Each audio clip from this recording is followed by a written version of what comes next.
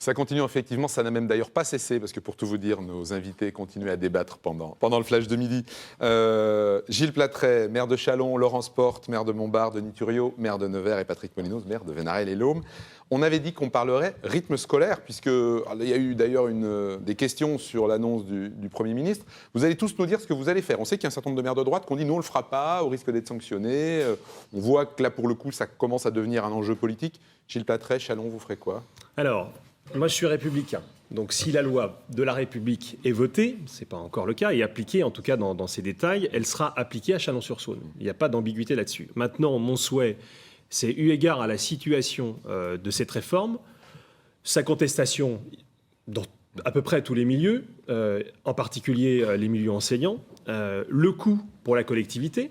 Pour une ville comme Chalon-sur-Saône, c'est 450 000 € en année pleine, avec une aide d'un tiers de l'État, un tiers de la CAF, pour la première année. Donc ça veut dire que concrètement, on peut se retrouver dans un budget, car je ne vous cache pas que les finances de Chalon-sur-Saône sont dans un état de tension absolue. On est inscrit dans le réseau d'alerte du ministère des Finances, donc on est surveillé très très près, et à juste titre, moi je l'avais d'ailleurs souligné pendant la campagne, c'est que on appliquera la loi, mais à condition qu'on nous donne les moyens de l'appliquer. Donc, mon souhait, pour être très clair, c'est que le gouvernement, tenant compte de la réalité du terrain et de la demande des élus, nous donne la possibilité d'opter pour la réforme ou pas. C'est-à-dire qu'on ait le temps, un peu plus de temps, pour la mettre en œuvre. Si on nous prouve qu'elle est véritablement dans l'intérêt de l'enfant, j'en serais ravi. Aujourd'hui, on a des problèmes financiers et des problèmes de structure sur le bien fondé de cette réforme. Donc, je respecterai la loi, je suis républicain, mais je souhaite sincèrement que le gouvernement et le législateur reprennent la copie et qu'on ne nous impose pas des choses qui seraient irréalisables. Ça part pas pour ça. Je sais, mais bon, c'est un souhait que j'exprime et je pense que je ne suis pas le seul maire de France à l'exprimer aujourd'hui. Laurence Porte, on en parlait avant cette émission. Montbard, bien sûr, appliquera la réforme des rythmes scolaires, réforme qui sur le principe... À la rentrée 2014. Tout à fait. C'est une réforme qui, sur le principe, est une bonne réforme. Après, on parlait de courage politique tout à l'heure. Le jour où il y aura un ministre de l'Éducation nationale qui aura le vrai courage politique de remettre à plat l'année scolaire, et en particulier la durée des congés d'été, voilà, là, on pourra vraiment parler d'intérêt de l'enfant. Pour l'heure, on est dans des situations extrêmement complexes, avec des incidences financières bien sûr importantes pour les collectivités, énormément de questionnements dans le milieu enseignant, des questionnements évidemment aussi chez les parents d'élèves. Moi, ma grande interrogation, c'est vraiment trouver les bons intervenants. Qui va-t-on mettre face à nos enfants ? Il faut vraiment que ce soit des personnes qui reçoivent une formation, parce que s'occuper d'un public d'enfants, eh bien, il paraît que c'est un métier. Donc moi, je serais très, très vigilante sur la qualité des intervenants. La concertation se poursuit. À un moment donné, bien sûr, il faudra prendre une décision.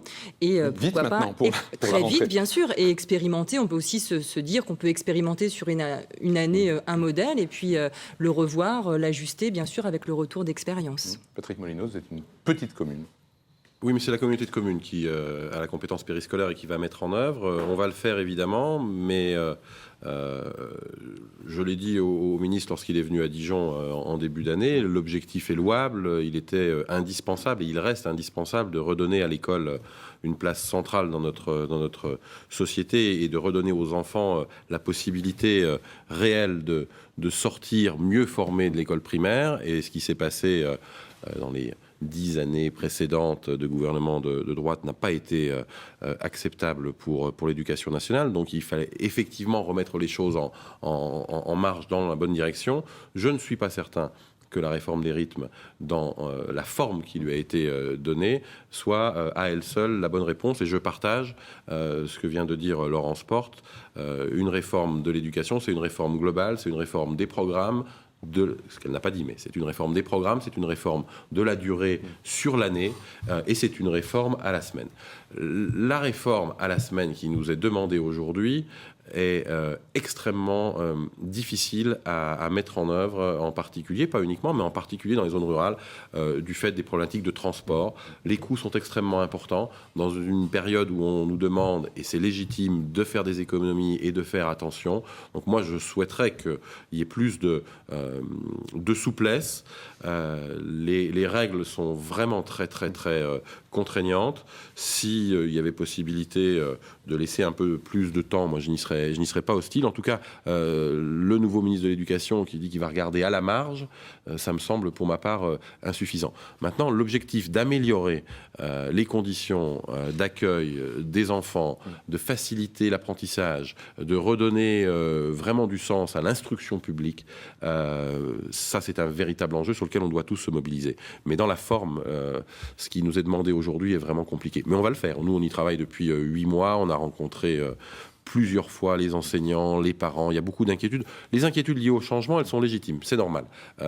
Mais il est clair qu'au moment de la mise en œuvre, on va rencontrer de réelles difficultés qui dépasseront ces inquiétudes. Donc il faudrait un petit peu plus de souplesse. Denis Thuriot, Nevers, c'est déjà fait. Nous avons anticipé, Nevers a anticipé, donc ça rejoint. Vous allez changer quelque chose ? Je vais modifier les choses, je vais les faire évoluer sans doute.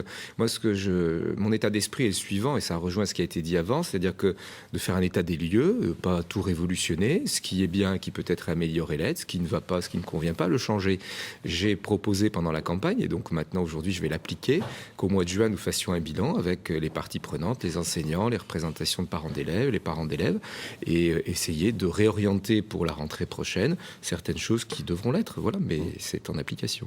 Dans un souci aussi d'économie budgétaire et Et bien sûr tout ça. que je regarde ça de très près au niveau budgétaire, au niveau financier, c'est indispensable. Vous savez, dans mon programme aussi, ce que je vais mettre en place, c'est l'ouverture d'une classe numérique. Voilà, c'est une réflexion complémentaire, mais je l'ai aussi en toile de fond. Allez, il nous reste une poignée de minutes, mais quand même un petit mot sur l'intercommunalité. C'était la grande réforme. On sait qu'il y a eu beaucoup de compétences transférées. Les élections, ça va se faire très bientôt. Je voulais commencer... Alors, très vite, vous allez nous dire pourquoi. On a 2 maires de 2 grandes villes qui, finalement, si j'ai bien compris, font un choix différent. Gilles Plattret, vous ne souhaitez pas être le candidat à la tête du Grand Chalon. Denis Thuriot, vous souhaitez être le candidat de l'agglo de Nevers. Gilles Plattret, pourquoi vous non? Et Denis Thuriot, pourquoi vous oui? Alors, on est sorti d'une période de concentration des pouvoirs qui a porté atteinte à la confiance qui doit régner entre la ville-centre, Chalon-sur-Saône et les communes membres. L'idée de ne pas confier la présidence au maire de Chalon, c'est de dire travaillons sur un partage des pouvoirs. Ça va nous amener à nous interroger sur le projet de territoire et donc à imaginer une nouvelle gouvernance qui soit véritablement en confiance avec l'ensemble des maires présents. Et on se souvient qu'il y a eu justement des problèmes de confiance à une époque sur Chalon entre la ville-centre et l'agglo. C'est exact, mais aujourd'hui, l'idée que nous avons, et je pense qu'elle est largement partagée par l'ensemble des élus de l'intercommunalité, c'est que nous devons redéfinir, parce que précisément il y a eu de nouveaux transferts de compétences, un mode de gouvernance qui soit respectueux. On ne peut pas continuer à avoir une ville-centre qui imposerait tout. Elle doit être le moteur. Chalon-sur-Saône sera évidemment le moteur. Le maire de Chalon-sur-Saône sera au cœur du Grand Chalon, mais il n'a pas à assumer la présidence. En tout cas, c'est un choix très clair que j'ai fait rapidement dans la campagne et qui, je pense, a été assez bien perçu par nos concitoyens parce que le pouvoir partagé, il est bien exercé. Vous savez, la concentration de tous les pouvoirs, c'est pas forcément le meilleur moyen de se rendre compte des erreurs qu'on peut commettre. En tout cas, pour rétablir la confiance avec les communes membres, voilà le schéma que nous avons adopté. Et Denis Thuriot, vous souhaitez être le président de la alors j'entends le raisonnement qui vient d'être tenu et je vous avoue que j'y ai pensé un temps, ne serait-ce aussi par rapport au non-cumul, même si ce n'est pas un non-cumul, un cumul qui est interdit. Et puis j'ai réfléchi et j'ai aussi écouté et il me semble logique que je présente ma candidature. Je ne suis pas le seul puisqu'il y a le maire d'une autre commune plus petite, le maire de Marzy, qui le fait. Il y a peut-être mon prédécesseur qui tente de revenir par la fenêtre, je ne sais pas. Mais voilà, bon, moi je pense légitime dans le cadre, vous avez parlé de moteur. On va dire qu'à Nevers, il y a du travail sur l'agglomération. Il y a eu du retard de prix sur l'agglomération. Il y a du travail. Moi, si je le fais, c'est pas pour mettre une hégémonie de la capitale qui est Nevers, le moteur que doit être Nevers, et c'est ce qu'attendent les autres communes au-delà de l'agglomération. Je le fais simplement parce qu'il me semble pas illégitime que je propose ma candidature à veiller à une cohésion de toute cette agglomération, sachant que si c'est le cas, je proposerai qu'il y ait 12 vice-présidences, que chaque commune ait une vice-présidence et que Nevers aussi. Ce qui fait que je n'aurai plus un système un peu bancal d'être à la fois le représentant de Nevers et le président de l'agglomération. Je souhaiterais, si les collègues de l'agglomération sont d'accord, que chaque commune soit représentée, ce qui, moi, me dégagerait pour assurer cette cohésion, cette avancée, dans le respect de chacun. Pas de petite commune ou de grande commune, c'est pas la taille qui compte, c'est la compétence. Je l'ai toujours soutenu, je continuerai de le faire au niveau de l'intercommunalité. On vient de parler des grandes villes et finalement les villes moyennes ou plus petites. Est-ce que les enjeux sont les mêmes finalement, Laurence Porte ? Les communautés de communes, elles ont bien sûr un rôle extrêmement important à jouer et qui sera aussi un échelon de pertinence de plus en plus important dans l'avenir. Moi, je partage, Ça vous intéresse ? alors moi, je partage vraiment cette vision qui est de dire que l'important, c'est d'avoir un territoire de réussite et d'avoir un vrai projet de territoire et qui ne soit pas un projet politique. C'est un projet de territoire, c'est un projet avec des gens compétents, qui sont vraiment très investis, qui ont de l'expérience, intégrant aussi les nouveaux. Et l'important, c'est pour nous, à notre échelle, à Montbard, de ne surtout pas reproduire une situation détestable pendant la précédente mandature, qui était vraiment une situation presque de blocage, de clivage très important entre la ville-centre et les villages environnants.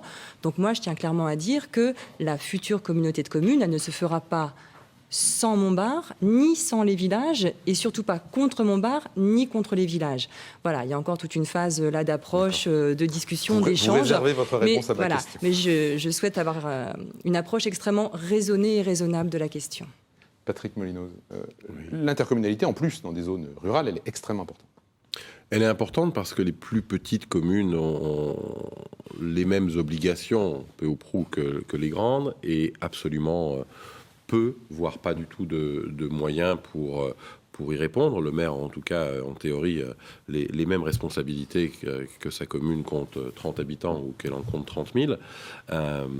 Donc l'intercommunalité, elle a un rôle essentiel de maillage du territoire, d'appui aux maires et aux communes les plus petites.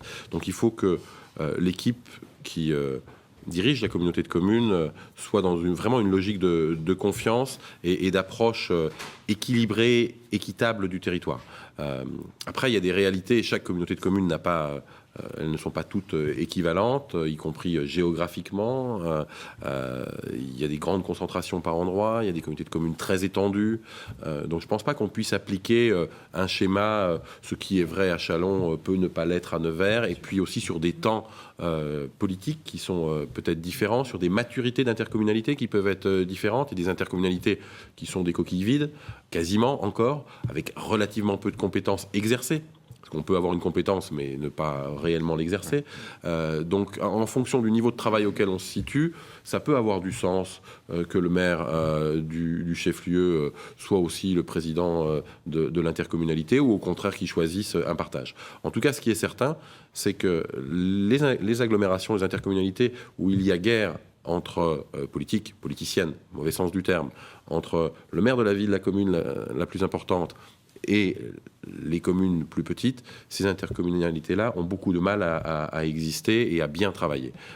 C'est important qu'il y ait une envie d'aller dans la même grande direction, au-delà des considérations, encore une fois, partisanes qui ne rentrent pas en ligne de compte sur ce niveau d'intervention, je crois. C'est une excellente conclusion, puisque cette émission se termine. Il va de soi, je crois, que nous reparlerons de l'intercommunalité et de tout ce qui est institutionnel, puisque c'est aussi de ça dont nous discutions à la pause de cette émission tout à l'heure. Merci en tout cas à tous les quatre d'être venus sur notre plateau, nous retrouver après les moments chauds des élections pour prendre un petit peu le temps de parler de ce qui vous est arrivé finalement dans ces moments électoraux. C'est la fin de cette émission. Bon week-end, au revoir et merci.